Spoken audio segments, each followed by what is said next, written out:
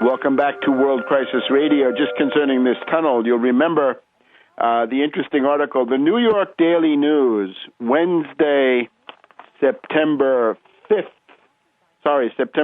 Wednesday, September 8th, in response to what Obama was saying about infrastructure, the New York Daily News, Kenneth R. Bazinet in the Washington Bureau, contributed an article, 50 Billion Ways to Sway the Voter. That is to say, great projects of infrastructure for the New York, New Jersey, and Connecticut area, the tri-state area. So it's multi-state. This is the federal government better get involved. And as part of this tunnel was included on the list. So I'm on record supporting that tunnel, which the tin horn demagogue Christie, the saboteur of the United States, right, the party of sabotage and subversive destruction, has struck, right, doing more than any foreign saboteur could ever do, more than a terrorist could ever do in terms of shutting down transportation in the New York area. Now, we have Senator Frank Lautenberg of New Jersey says, Christie's cancellation of the project is one of the biggest policy blunders in New Jersey's history. It's correct. You don't have to like Lautenberg to realize this is true from any point of view of national interest, America's future.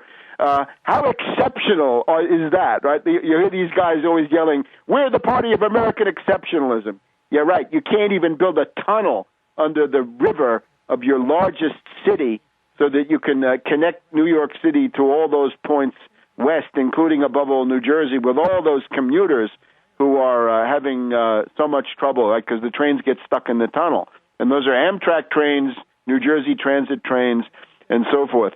Lautenberg goes on to say, without increased transportation options into Manhattan, New Jersey's economy eventually will be crippled. Yes, crippled.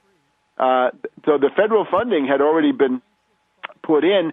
The federal government and the Port Authority, multi-state authority of New York and New Jersey, had each pledged $3 billion to the tunnel, so that's $6 billion. New Jersey had committed $2.7 billion. Project is being run by New Jersey Transit.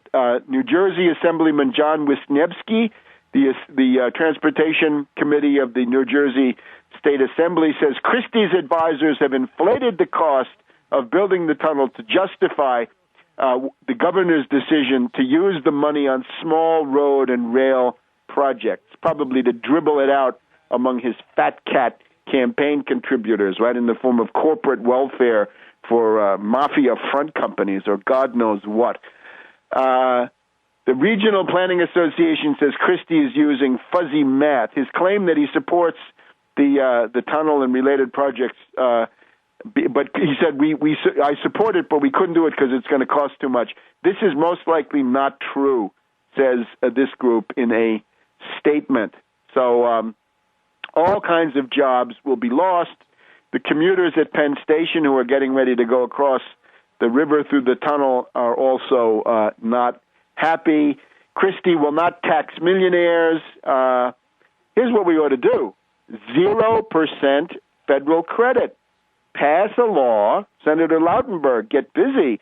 Pass a law saying the Federal Reserve is hereby directed by law under penalties of incarceration if you don't do it to issue $5 billion in 0% 100-year credit, right? If you're building these tunnels, we've already seen the existing one has lasted 100 years, and they're still planning to keep using it for another 100.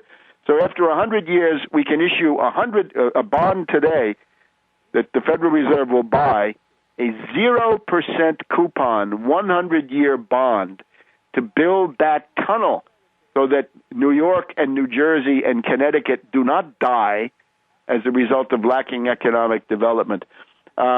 Essentially, the jobs at stake in the tunnel, 6,000 construction jobs right away, and 40,000 jobs as a result of the spin-offs and economic effect after it's completed. And the alternatives are these little piddling, inconsequential things that Christie wants. Again, much easier to siphon off the money. So this is the problem of the United States in a nutshell. So we need to build that infrastructure. Now we can comment on a couple of other things that have happened. the Nobel Committee, right? We see the insanity of these Scandinavian oligarchs, feudal aristocrats primarily.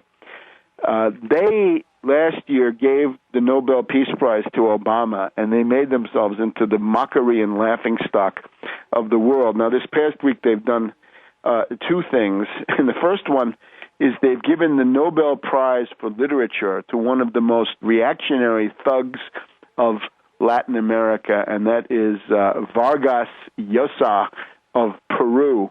Now, in terms of turgid, unreadable, existentialist novel writing, absolute nadir of quality of literary output, Vargas Llosa undoubtedly takes the palm. But the other thing that they've done then is, after having made that nod to the extreme right in the person of Vargas Llosa, they've then gone ahead and given the Nobel Peace Prize to this human rights activist, in his name, Liu Xiaobo.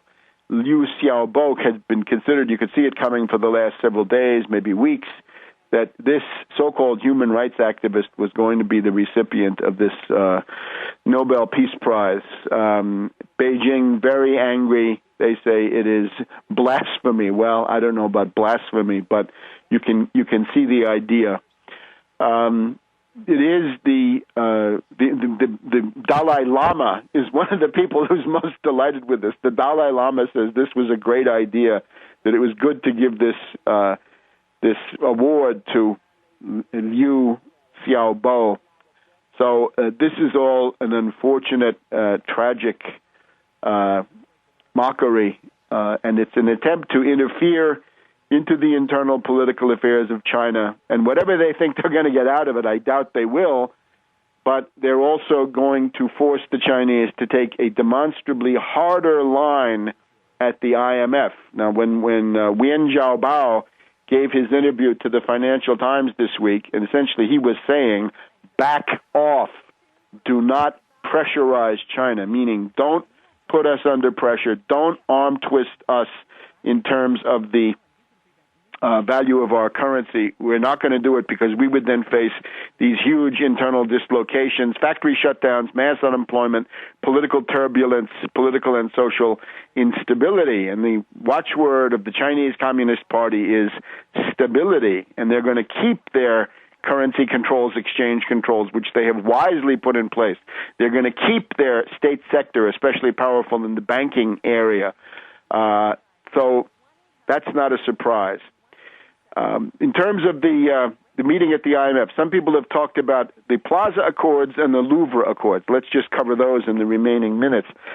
In 1985, the dollar was tremendously high as a result of the Volcker interest rate policy. You'll remember that Paul Adolph Volcker, appointed by Carter but reinstated then also by Reagan, had driven the U.S. prime rate to 22%. That's a prime rate, which most people didn't get. Most people were paying more.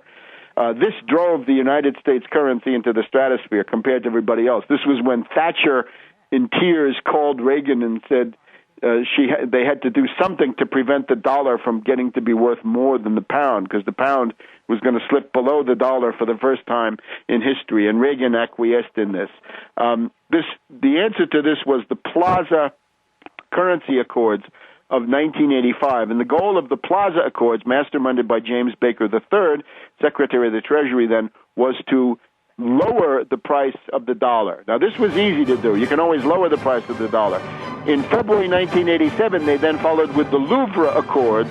The Louvre Accords were to stop the dollar from going down, and that didn't work too well, and the other measures that were used led directly into the stock market crash of October 1987, when Greenspan raised the U.S. discount rate to stabilize the dollar. That pulled the rug out from under the stock market, and we had that panic. But the real comparison is September 1931, Ramsey MacDonald devalues the pound, stops payment on gold, and starts competitive devaluation and beggar my neighbor, and that's where we are right now. So fight back with fixed parities, for the world monetary system and exchange controls, capital controls in the short run for self-defense. And we'll see you next week on World Crisis Radio.